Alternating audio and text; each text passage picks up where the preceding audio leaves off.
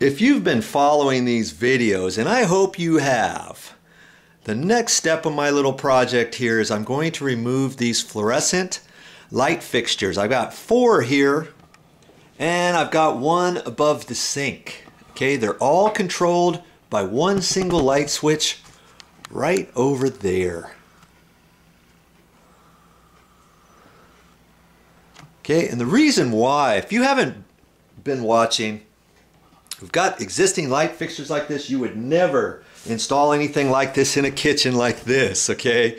It had a drop suspended T-bar grid system in here with some diffused 2x4 panels, and the light came through that way. And so this was installed up above that. But now that we've removed that T-bar grid system, we've got to take these light fixtures out. We're going to update this ceiling. So that's our project today.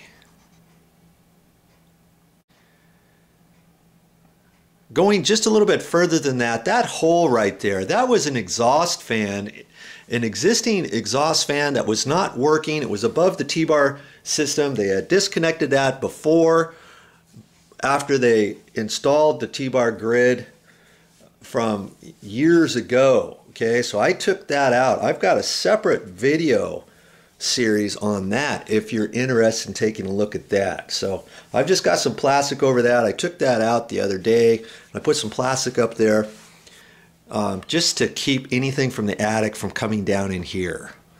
Okay, so I've got, you see this down here on the ground? These are where the eyeball can lights are going to go, and those are going to go straight up above in the ceiling. We'll check that out after a while. The first step in this project, obviously, is we've got to remove these light fixtures.